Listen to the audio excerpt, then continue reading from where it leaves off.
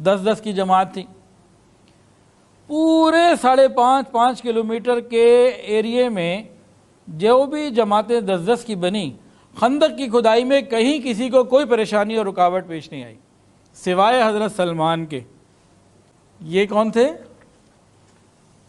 یہ تجربہ کار بھی تھے، خندق سے واقف بھی تھے، اور خندق کو سمجھتے بھی تھے. اللہ تعالیٰ کی طرف سے پھر امتحان آ گیا. ہوا کیا؟ یہ 10 لوگ تھے، ایک عامر ابن عوف رضی اللہ تعالیٰ اور دوسرے اور تھے سلمان فارسی تھے. ان لوگوں نے جب توڑنی شروع کی نا تو راستے میں درمیان میں ایک چٹان آ گئی، وہ نہ ٹوٹے. جتنے ان کی کوششیں تھیں، تجربے تھے، سب کے سب ختم، اور اوزار تک ٹوٹ گئے. پورے کہیں ایسا نہ ہوا، ان کے ساتھ ایسا ہوا. کیا وجہ تھی؟ اللہ دکھانا چاہتے تھے کہ سلمان مشورہ تو آپ کا ہے، لیکن بہرحال نتیجہ ہمارے ہاتھ میں، حکم ہمارا چلتا ہے.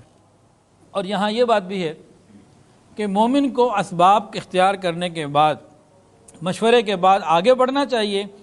نتیجہ صرف اللہ پہ چھوڑ دے، اور اللہ جیسا چاہے گا ہوگا. تو یہ بہت سارے اسباق ہیں جو ہمیں ان سیرت سے ملتے ہیں. اگر ہم عبرت کی نگاہ سے ان کو سنیں اور پڑھیں تو ہمارے لیے زندگی کے راستے آسان ہوتے ہیں. نبی علیہ السلام کی زندگی ہمارے لیے مشعل راہ ہے. اب ایک صحابی آیا سلمان کے پاس ان 10 میں سے، کہنے لگے کہ بھئی ایسا ہے کہ یہ تو ہم سے ہو نہیں رہا، سارا تو لگا لیا، تو کیا ایسا نہ کریں کہ ہم تھوڑا سا اس ڈرائنگ میں تبدیلی کر دیں، یہ ایریا جو نہیں آ رہا اس کو چھوڑ دیتے، تھوڑا سا پیچھے لا کے پھر واپس جوڑ لیتے. اب وہ نبی علیہ السلام کے پاس حضرت سلمان آتے ہیں، یا رسول اللہ یہ مسئلہ ہو گیا، اب کیا کریں؟ نبی علیہ السلام آگے بڑھے، نیچے اترے. خندق جہاں تک کھد چکی تھی، اور آگے وہ چٹان تھی جو انتہائی سخت تھی. صحابہ کے اوزار ٹوٹ گئے اور ہمتیں جو ہیں وہ ساری لگا دیں، لیکن اس چٹان کو کچھ نہ ہوا. رسول اللہ صلی اللہ علیہ وسلم نے کدال اٹھائی اور یہ آیت پڑھی، تمت کلمۃ ربک صدقا. سورہ انعام آیت نمبر 115 کا حصہ پڑھا. سورہ انعام آیت نمبر 115 115 کا حصہ پڑھا. پہلی ضرب میں تمت کلمۃ ربک صدقا، آپ نے جو زور سے ماری نا تو چٹان 1/3 1/3 ٹوٹ گئی. ایک روشنی بھی برآمد ہوئی، اور آپ نے فرمایا اللہ اکبر. مجھے شام کی چابیاں عطا کی گئیں، اور میں نے شام کے سرخ محلات کو دیکھا. پھر آپ نے دوبارہ ایک اور کدال ماری، پھر پڑھا تمت کلمۃ ربک صدقا وعدلا. وعدلا کا لفظ آپ نے اضافہ فرمایا دوسری ضرب میں. اور پھر وہ جو ماری نا زور سے تو دوسری تہائی بھی ٹوٹ گئی، 2/3 اب ٹوٹ گئی. اب پھر ایک روشنی چمک نمودار ہوئی. نبی علیہ السلام نے اللہ اکبر، اور پھر فرمایا مجھے فارس کے، ایران کے محلات دکھائے گئے، اور مدائن کا بیت ابیض، وائٹ ہاؤس جو ان کا محل ہے، وہ اپنی آنکھوں سے دیکھ رہا ہوں.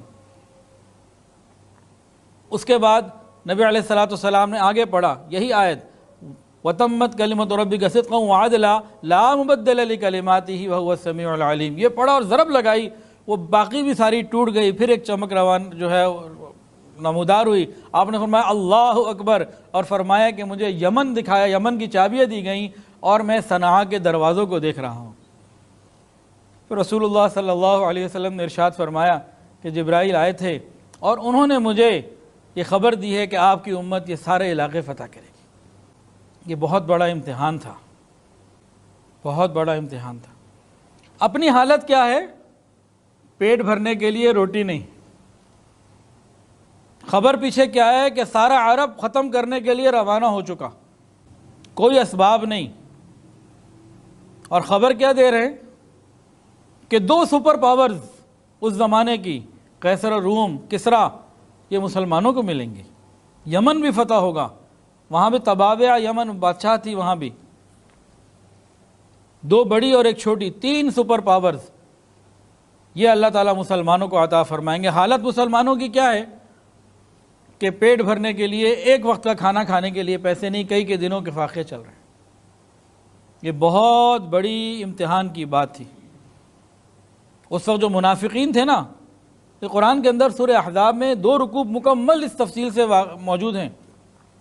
وہ بھی بکواس کرنے لگے. وَإِذْ يَقُولُ الْمُنَافِقُونَ وَالَّذِينَ فِي قُلُوبِهِمْ مَرَضٌ مَا وَعَدَنَا اللَّهُ وَرَسُولُهُ إِلَّا غُرُورًا.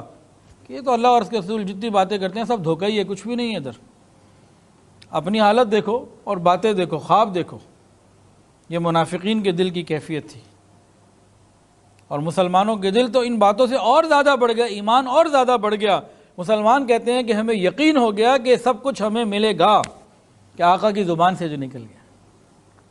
یاد رکھیں، ہماری آنکھ کا دیکھا غلط ہو سکتا ہے، جناب رسول اللہ صلی اللہ علیہ وسلم کی مبارک زبان سے نکلا ہوا حرف غلط نہیں ہو سکتا.